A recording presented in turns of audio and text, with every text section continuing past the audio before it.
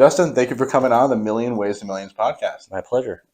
I'm super excited to chat with you about kind of your journey of growth through the building Boulevard Ventures and the real estate syndications, and most recently some businesses, and then the most recent syndication you're working on. Mm-hmm. We're very excited to dive in that. I really appreciated getting to know you over the years. I think you've given me a lot of great advice as we've kind of met up a couple different times a year, I think. Mm-hmm. Go do a one coffee shop meeting a year, Yep, classic. Sure. But I really appreciated the advice you've given me now. So I hope we can kind of expand upon that as we're getting into your journey so far. Yep, for sure. For those who don't know, just give me a brief overview of who you are, what your current portfolio looks like, and then we can dive into how to get started. Okay. So yeah, just to kind of give you a little background, I started off kind of in the corporate world. I worked for a large service company, Fortune 1000 company, and I was kind of a lifer there, right? I did the management trainee and then sales manager. I got transferred from where my wife and I lived in Colorado out here to Minnesota, and was a general manager for our Maple Grove location. One day I got basically a notification for a conference call that we all had to hop on as general managers, and it turns out we're selling our division. So I kind of had after a 10-year career, I had a little bit of a light bulb that went off that, hey, you know what, I might have to look at something other than just W-2 type of income. I did go and work for a medical device as a sales rep for a medical device company, but I was driving all over the place thinking about ways to make money, businesses I could start. And after trying a couple different things, I kind of settled on real estate, and then I kind of snowballed from there. So I was at first just buying, smaller rental properties with my own money, and then eventually got to the place where I was raising money from investors. And, now we've kind of created our management company, and it's evolved into what is Boulevard Ventures today. But that's been over about an 8-year period of investing in real estate. So it didn't happen overnight, which is great Correct, to hear. Yeah. Awesome. Yeah. Great to hear. For sure. And so you said you tried a couple different things just for, laughs. What were the different things you had tried right as you were getting started? So probably the most interesting thing is my buddy and I started a sports marketing company where we actually represented the caddies. I don't know if I've ever told you this one. Represented the cat. You have never told me this. Okay, so the caddies on the PGA Tour. So basically a buddy that I'd known forever was a serial entrepreneur, and his next venture was something that he wanted to involve me in the sense that we were going out and basically being agents for the caddies on the PGA Tour. So, they're all individually kind of entrepreneurs actually themselves, right? They work for a player. Contractors or something. Yep, they're contractors and they work for a player, but they don't have things like health insurance, right? And that was one of the things they really wanted to do. So our thought was we could go out, we could brand their hats or their collars or their sleeves, and make income for the Association of Professional Tour Caddies that they had all formed, so that they could get health insurance and that sort of thing. So we were like commissioned agents basically. We ended up brokering. If you watch golf, you'll see most of them carry this Jani-King towel. That was a deal that we brokered with Jani-King between that company and the caddies, and we did a bunch of different marketing things and content things and all this stuff. You did it pretty well with that. It was cool. I did it for a while, and I got to do some really cool things. Traveled to a bunch of U.S. Opens and a bunch of PGA Tour events. Walk inside the ropes with Jordan Spieth, and I met a lot of the players, and I got to know a lot of the caddies, which they're really, really just good people and just a unique job that they do. And so ended up, we got it to a point where we could employ someone. My partner and I, we hired someone because there's a lot of organization that was needed for the caddies. Yeah, of course. And we could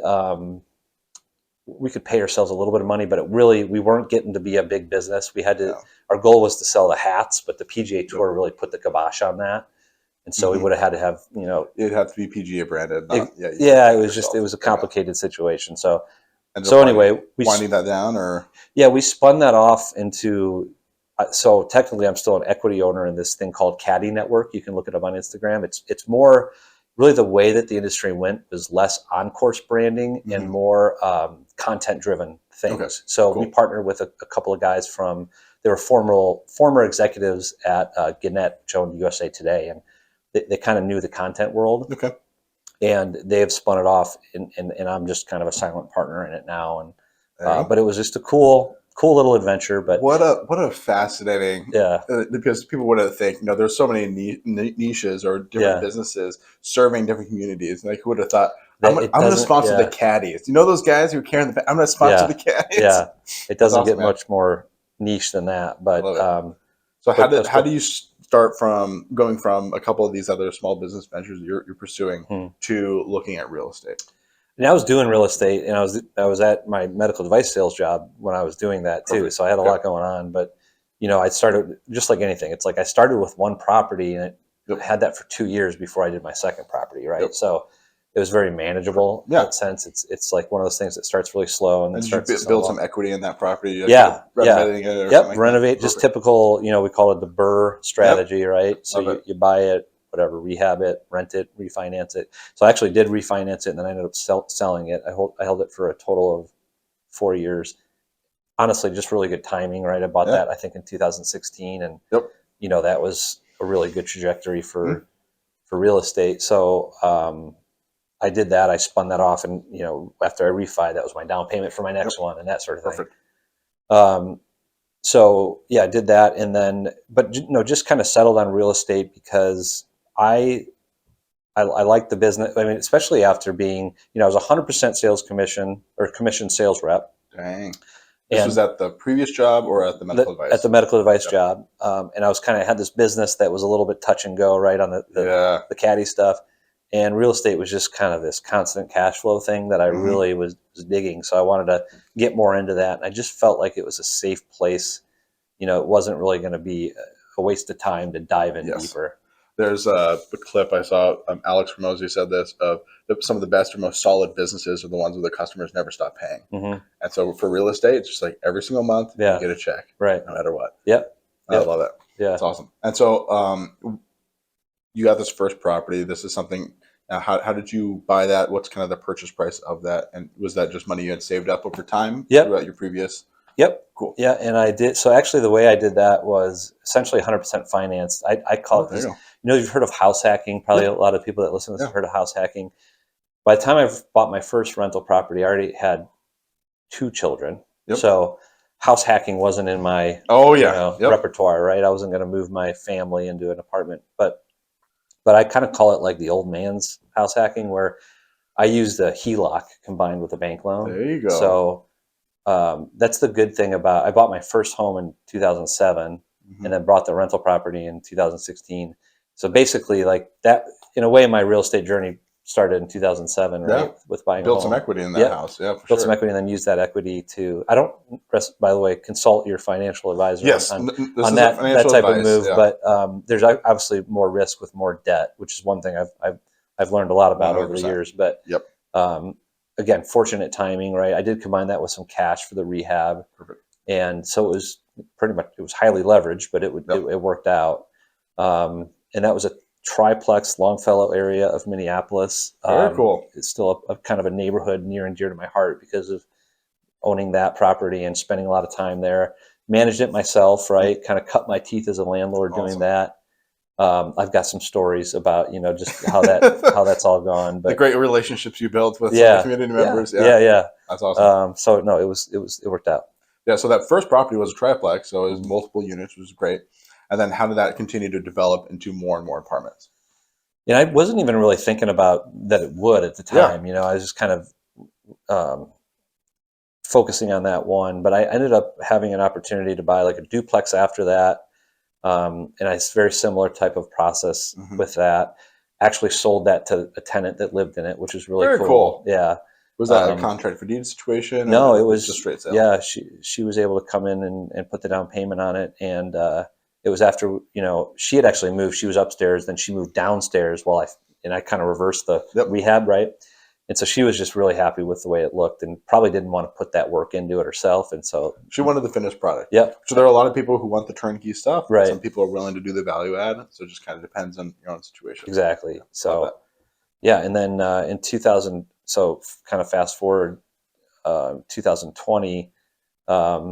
That was when I started thinking about, and really more like 2019, started thinking about raising money, and I was looking at bigger stuff. It was Yeah. 10 or 11 units and things like that, and Mhm. I was actually making offers with no idea how I was going to close on it, but just trying to, Yep. learn how to underwrite, learn how to analyze, go walk it with the broker. Yep. Brokers knew I had no idea what I was doing, but I was learning along the way and making offers, and then decided to actually get a mentor at that point. And then that's kind of what really made me get serious about it, I think. So what spurred you on to get that mentor, and who was that, and what did that relationship look like?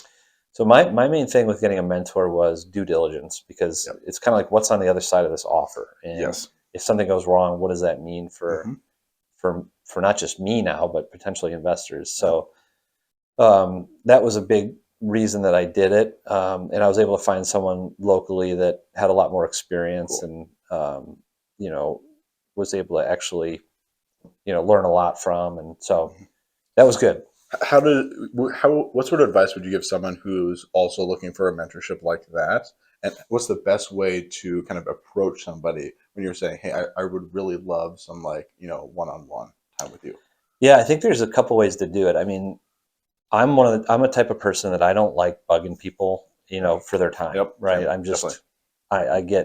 I don't know, I don't love doing that. So I'd prefer to pay someone, Yeah. and that's what I ended up doing. But then that way I felt like, hey, now we have an agreement, right? Like, let's Mm-hmm. talk once a week, and if I ever need this, and by the way, if I get under contract on a deal, you're going to help me, that kind of thing. Yeah. And I just kind of liked having that versus like, the more ambiguous type of relationship where I'm like, am I bugging Definitely. this person? So Well, and I love that, because then when it does happen, and you can know that you can just call that person and get the specific advice, and that no matter how many questions you're asking, or whether however many questions a week you can ask this person, that there's that agreement in place, rather than being ambiguous. 100%. You said, I love that. Now, I love helping people out. Yeah. If they're just getting into this, I love talking real estate, right? Yeah. So I'll talk to people and give them, it's free advice. So do that with that what you will, but I'll definitely talk to people all the time. And so there's other ways to do it, though. I mean, you can partner with someone. When I first started too, I would help raise capital, and then maybe go through due diligence with someone and get involved in the deal as kind of like just a part of it, rather than the main sponsor. And I learned a lot that way. That's a great way to do it. Yeah, I think one of the unheard of ways people can get into real estate and learn is to raise capital on someone else's deal. Mm-hmm. Develop a great relationship with someone who's already done it, rather than just like risking it all on your own thing. Yeah. Because that way you're essentially, think of it like you're valuing that your investor's capital more, because you want it to be with someone who's done it before. Yeah. This isn't your first rodeo. Right. But then it's a great way to go through the due diligence process, like you said. And I think it's a responsible way to do it. Now, make sure you have a lot of trust, and you've vetted. I actually would invest money as a limited partner, and then just make sure that I was kind of having a positive experience before I would go to any investors, just as a way to put my money where my mouth was, but also get to know them and how their deals worked and that sort of thing.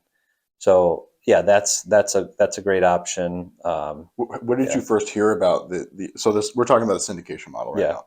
So where did you first hear about the syndication model, and what was really appealing to you about that? I don't even remember where I first heard it. I didn't even know that's what I wanted to do. I just knew I wanted to do bigger deals, and I found out in short order that like the syndication is a business in itself, right? Like it's a business within a business of running real estate. And so then there's all sorts of elements to that. So I kind of fell into that. I didn't really know I was going after that necessarily, but yeah, anytime you're pooling money together and someone's passive in it and someone's active in it, you're syndicating, right? So that was kind of a natural evolution, I guess. But I really found out about it through my mentor, and through, you kind of get into that world a little bit, and partnering with other people that were doing it as well. And you met this person essentially through being active in real estate, attending these meetups and things like that. Yeah. Just continuously showing up to these meetups and telling people what you're interested in, telling people what you want to get involved in, and then you were able to develop connections with different people that had similar interests. That's awesome. Exactly. There you go. Yeah. Awesome. And so as you're continuing to build that, when did that start into you syndicating your own deals then? 2020 was my first syndicated deal. So that was kind of a partnership with someone that I'd met again through actually a mastermind group that I'd gotten to know, and was a pretty sharp person that I believed in, and we teamed up to take down really a smaller deal in terms of syndication, but it was a 29 unit, and we raised money for that, and actually today we're trying to sell it. So if you know anybody that wants to do it in Augusta, Georgia, 29 unit in Augusta, Georgia. Got it. Yeah, so that was the story. I mean, there's a lot more to that story we could go through, but that was the first one. Yeah. So that was your first syndication. Let's dive a little bit into that. So it was in Augusta, Georgia. Yeah. So not in Minneapolis, where we both live. Right. So what got you into that market? Was your partner located in that market? Is that how that kind of worked out? My partner actually wasn't located there, but had property there. He was very in tune with the Augusta market. And first thing you do, obviously, is research a market. Didn't know much about it other than the Masters is there, right? So that's all I knew about it. And I'm honestly, my impression of Augusta wasn't particularly great, but come to find out that they had moved a lot of jobs to the area. There's basically a whole cybersecurity kind of thing going on down there that was spurred by the move of the federal government going down there, and then all these contractors moved down. So it was about 10,000 jobs that they had planned for future job growth, which is a lot in an MSA of 250, right? Yeah, it's exploding. It's a big percentage. So it was just, there was really good things going on, and so we felt good about the market. It was also very affordable. It ended up being really good timing because of now we were like on the cusp of COVID. We closed on that September of 2020, right? So we're 8 or 9 months into COVID, and we hadn't seen the effects of what COVID was going to do. But basically, what it did was people didn't have to work in Atlanta anymore, right? They could save a lot of money by going to some place like Augusta. And so it became one of those kind of Zoom towns that did really Zoom well. towns, as in like a town people are working via Zoom. Yes, exactly. So never heard of that phrase before. Yeah. So it just ended up being good, and rents have grown there. And, so yeah, it's been good. So it's that kind of classic story of you found a property where the market was growing great, and maybe the rents were a little under market, and you could go in there, buy the property, and then yes, definitely. This was kind of a TLC, typical value add, owner operator. I would say kind of like a mom and pop type of owner that, it was pretty clear that some simple things to increase the value of it would raise rents, and they were pretty low to begin with. So, and then what was your role in this team? Because I know you had raised capital a couple times for a couple other people's deals, and so then now, as you are one of the lead sponsors on this deal, what was your role in that for someone who maybe isn't as familiar with syndications? Yeah, I would say we're not as kind of like siloed where there's specific roles. A lot of it is asset management related as a team. So there's 3 GPs on that deal, and we're all on every single call. Right. So we kind of helping out for whatever needs to get done. Yeah, it's really just whatever, and divide and conquer on a case by case basis. But so it's I would say my partner Bernie on that, who's out of San Diego, that had the real estate there, is definitely, he selected the property manager because that property manager was managing other properties for him. Perfect. But we're all kind of involved in decisions and that sort of thing. So we're all pretty equal involvement. Awesome. And so in general, just for people who don't know syndications, is that the lead sponsor is the one who finds the deal, they run the deal, they raise capital for the deal, and then there's the other portion of it, which is the passive investors or the LPs. Right. Those people are just the ones contributing the money to the deal, and they don't have any active involvement. Right. So you were the one, you didn't necessarily bring all of the money to the deal or any money to the deal, but you were the one who was able to assemble all of the pieces that it takes to buy a property, and then you're the one running the day-to-day. You got it. Yep. Awesome. So kind of like a movie producer, right? Like you're kind of producing the whole thing from happening, and you're making sure that capital's lined up. Yep. The loan is lined up. The opportunity is a good one. You're doing all the things, all the sweat equity, basically. Yep. And a lot of times we put our own money into every deal as well. So we're still investing in it, but we're not able to go out and buy a $10 million deal, right? So we're pooling investor capital and bringing that opportunity to our investors, and then managing the day-to-day of it. And why not just buy a smaller deal that you could own 100% yourself? Why do you go into the extra steps to get some of these larger properties? What's the benefit there? I'm not against smaller properties. I Sure. mean, if you think about it in terms of like 1 to 4 units, that's a totally different game than 5+ units from a financing standpoint. 100%. And so 1 to 4 units, I mean, that type of product has done really well, but it's tough to scale, right? Yes. It's tough to, you know, you could have 30 single family units or one 30-unit multifamily. Hmm.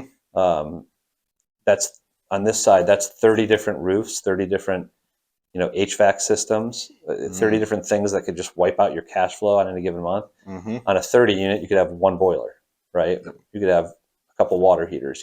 So it's just easier to scale. Yep. And I think the higher you go, the more that's true. It's more consolidated, and then on top of it, with the 30 units all over the place, and then you're driving back and forth Yeah, across this whole portfolio, which God knows where that's going to be, versus having the one building and you just drive up to it and maybe yeah, have the one office inside. That's right. great. There's also a different financing is totally different, right? Because you Yep. get in at 5+ would be commercial loans. And I think on the 1 to 4 unit, even though that kind of benefited me when I did that because the market was doing so well, you're kind of subject to like the comps around you, right? Yep. So even duplexes are comped out as like Mm-hmm. single families, Yep. and there's not this component of here's the NOI and here's a cap rate. Yep. And that's when you get into commercial. It's much more cut and dry in how you Mm-hmm. value, Yes. right? Because you're looking at it like a business Yes, rather than just a painted white picket fence or something like that. right, You're looking at it as how much money this is bringing, right, which is the benefit of the commercial real estate. right. And on the 1 to 4 units, you're competing with owner operators, and that gets very emotional, right? Mm-hmm. That's like, well, I really want to live here and I really want to buy this. Mm-hmm. So when you're trying to buy something, it's the dollars and cents of it doesn't always matter. Yep. Now that benefited me on the sales side, right? Because it definitely, you saw these like increased values, Mm-hmm. but when you're trying to buy real estate and hold on to it, it's tough. It's tough to get Mm-hmm. a lot of those duplexes, and you're probably losing out on a lot more. Now we still lose out on a lot of deals in the commercial side as well, but we're all kind of valuing things about the same. Because But once you get to a certain unit count and above, um, it, all the operators or the people who are owning these are pretty sophisticated people. Now you can't run a 50+ unit building if you're doing back of the napkin sort of stuff or yeah, doing kind of amateurish sort of moves. You yeah, find a couple of those yeah, DIY landlords, but yeah. you're dealing with a different kind of owner, which can help as far as scaling a business and having this commercial operation. Yeah, yeah. I think the higher unit count you go, the less inefficiencies you'll find, generally speaking. But yeah. Love it. So as you're continuing to scale, and now you have partnered with your partner Dan, you've started Boulevard Ventures. How has that operation been? And I know recently you even started bringing in all of your property management in house. Mhm. What caused you to take that step, and how has that been so far? Yeah, I mean the main driver for that was just firing enough third party managers that we were like we should really figure out a way to do this on our own. Yeah. Um, and so that was about a year and a half ago and this was during a time when real estate acquisitions was really slow because nothing was trading because Yep. that was kind of like this historic rise in Mm-hmm. interest rates that happened. And so that allowed us to kind of focus on really what we could build here. And so we had um, we had about 150 units in the Twin Cities that we could bring in house, which was a Mm-hmm. good start. And we decided to do that and then offer. Dan runs this, but more of the third party Mm-hmm. management he Yep. does. He's the broker. So we also offer that. So people with maybe 30 units and up that are looking for new management, we can offer that too. That really helps us, Awesome. just because we've been able to attract some really talented people to the team because we're growing, and so it's all a benefit really to our investors on the syndication side as well. Yeah. One of the common terms I've heard when it comes to syndication is the vertically integrated. Mm-hmm. And so when you're putting together a syndication offering, you're taking away variables that could possibly turn things in the wrong direction, Mm-hmm. such as property management. Mm-hmm. So it's rather than having a third party, you're like, hey, this is the team that Mm-hmm. we have done the past 2 projects on, and they're employed by us, and they have our systems in place. Yeah. it almost kind of helps with a little bit more of a guarantee that it's going to happen that same way again. Yeah, absolutely. I mean, there's a difference between kind of how we were set up before and the fact that like our property manager is right over there, right? I mean, he's right next to us, and so I'm hearing, interacting on the phone with residents, and there's a lot more of that in the know sense of it. Now, there's different problems, right? For sure, because a lot of that ownership, of course, is on the third party property managers, and we as owners then could say, well, hey, you're not cutting it, right? Well, now we own all that, right? So there's no excuses, but I'd rather have it this way for sure. I think it's been a great move for us. That you're kind of able to stay on the pulse of each of your properties and maybe even catch issues before they come up because you're hearing that initial complaint that the tenant may have. Yeah, and I think part of that was like we do have in the Twin Cities, we kind of have like a lot of smaller buildings, right? And so being able to dedicate a team to all of them where they were getting the attention that they deserved was huge. And property managers are kind of set up in different ways in how they do that.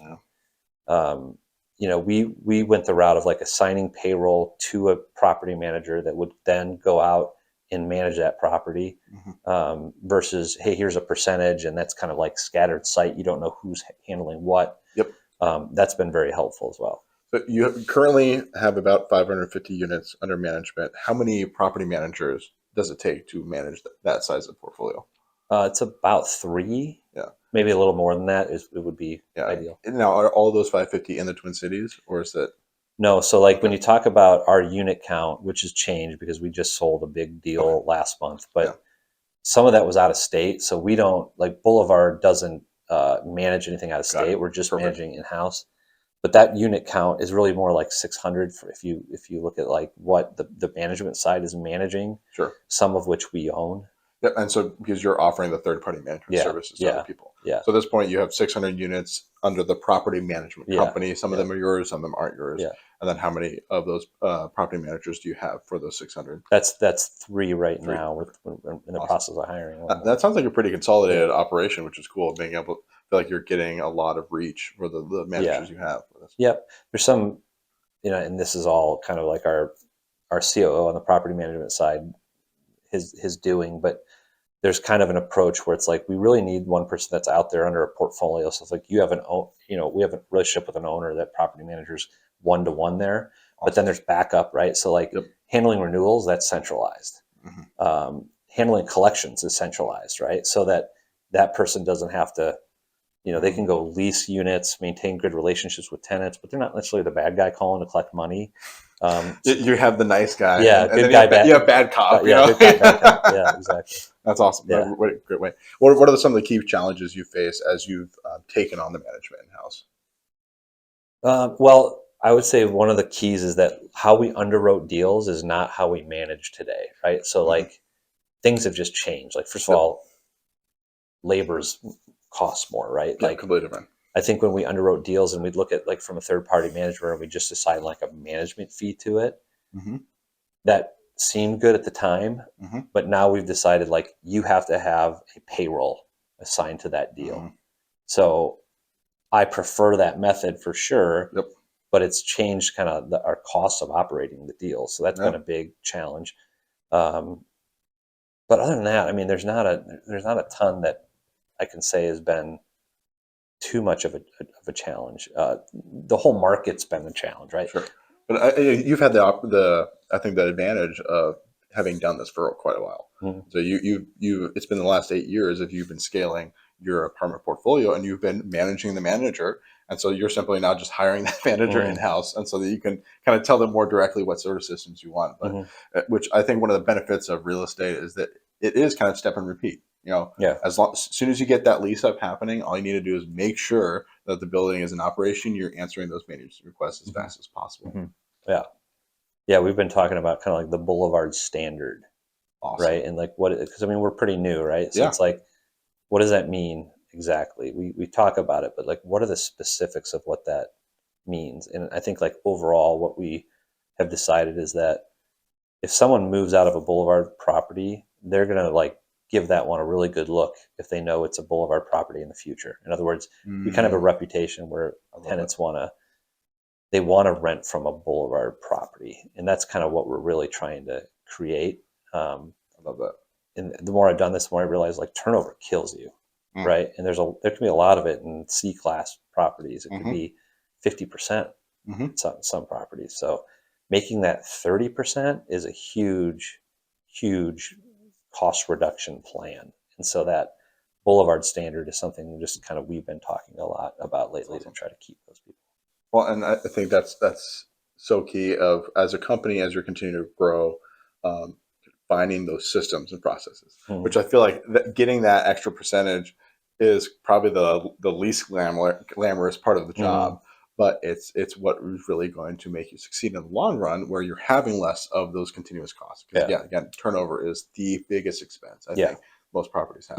Yeah. We've had, when we have big months in turnover, it really hurts the bottom line. And it's just, that's way more expensive than, unless you're in the middle of some value add plan where you're trading out for Mm-hmm. $200 to $400 more in rent. Mm-hmm. I never want to lose a tenant. Like we always want to hang on to them because it's going to cost us $1,000 to turn the unit, Yep. right? And that's just in the labor. It's going to be, if it sits vacant for 2 weeks, it's another $500 of missed rent. So you're saying it's actually cheaper for you to be more on top of those maintenance requests and to do whatever it takes to make sure that guest has the tenant, sorry, has a good experience, rather than taking white paint and putting it over it and doing the Right. landlord special. 100%. 100%. Yeah. I love that. All right. So now one of the cool things we had talked about last year is that one of the more recent ventures you participated in is this top coat company. Mm-hmm. So tell me about what got you into Yeah. that and how's that been going? Yeah. So there's a business locally here that we invested in called Everline Coatings it's run by just a good group of people. They're actually real estate investors, but kind of had a connection into the franchise world. So Yeah. Everline is a local franchise of a Mhm. national company. Obviously, there's a clear connection there with us, owning / managing properties and Yeah, for having sure. every one of them has a parking lot, right? Yep. And I know the maintenance of parking lots and how that works. And a lot of times when we buy a building, we'll have in our budget, Yep. we got X amount of dollars to maybe coat it or stripe it Mhm. or both. So it was kind of like a natural Yeah. in there through just a connection I had. So You already had an understanding of this business. totally, yeah, and the Nice. need of it. And just like when you think about investing in a business, this could be residential, it could be commercial, right? It could be any driveway parking lot you see is a prospective customer. So I love that part of Awesome. it, and I loved I loved kind of the freeze thaw that we have in Minnesota is very damaging to so you got to Yep. maintain these things, Yep. right? So I love that part of it, and was just fortunate to meet some people that were That's awesome. really running the endeavor that we could partner with. What was exciting for you, or what appealed to you about doing this top coat company versus like you already have a very successful apartment portfolio business and syndication business? So what kind of brought you over to looking at buying this business? I've always kind of thought about like the complementary nature of some of the businesses that you could be in, being attractive, but at the same time, it's a little bit of a diversification, right? Like it's not just real estate; it's different than that. So those things kind of add up into the decision, I think. Sure. Yeah. And I think there's some benefits that because typically it doesn't come with this large capital component. And then a lot of times, as far as the evaluation as well, the valuations is slightly different Mm-hmm. than versus a cap rate. You're kind of doing an equity multiple on your earnings. Yeah, exactly. Your EBITDA or Right. SDE or whatever you want to call Correct. Yeah, and a longer term plan, and it. it's slow to start, but Yeah. once it gets rolling, it's you have to really.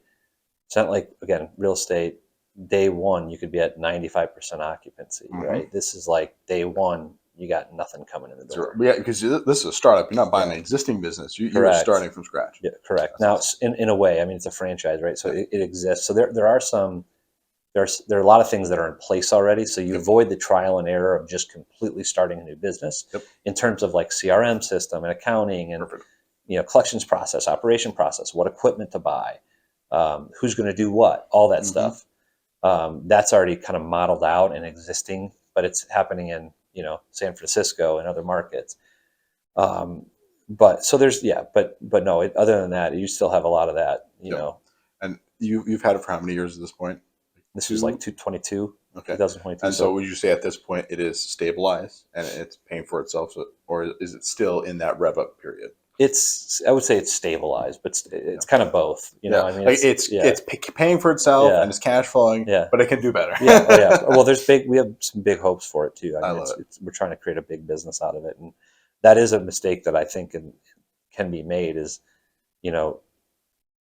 going too small, right? Where it can't be something that can really be we would hope it would be a $10 or $15 million business one day. That's awesome. And what are the key components you think that will make it produce that 10, 15 million in the long run? This is a kind of a get in front of people type of business where, the people that are kind of running the sales with Everline are really like, let's go meet up with 5 different property managers and buy them pizza and tell them about what we do. And so right now it's really like getting the word out and getting in front of people that make the decisions, like any good sales company, right? Just get a couple of good sales guys, pound the pavement. And then you can top coat the pavement. Then fix the pavement. You pound it, then you fix it. Yeah. This is perfect. Yeah. So that's the idea. I think it's just like getting in front of people because it's a new business and people are probably already have that person that they call, right? Yeah, that they know exactly. Quick do the seal coating. There are some things that make it unique where we have equipment that actually go in and take existing asphalt, heat it up through infrared technology, and then reapply it. So there's some uniqueness to what we do where it's most companies will want to come in and just sell you new asphalt, right? But this is kind of save you money because you can utilize the existing and that sort of thing. Awesome. Great. I love it. Yeah, just showing people that we're out there and that we're doing it. I love it. That's awesome. And I think, as we're kind of getting close to being done, I would love to dive a little bit into the newest syndication we're working on right now, which I think is cool because it's, again, another step away from just doing apartments where it's a commercial and retail building. Yep. Just dive into some of the details on that. Yep. And so this one is kind of a downtown. So our focus has been kind of like suburban Twin Cities, right? And just good areas, solid areas. This location can't be beat just because it's downtown of a nice, affluent suburb. Can walk to the lake from where this is at. But it's ground floor retail and it's office on the second floor. So the retail is pretty much, there's a restaurant there that will eventually their lease will end. We'll have to either renew them or find a new restaurant.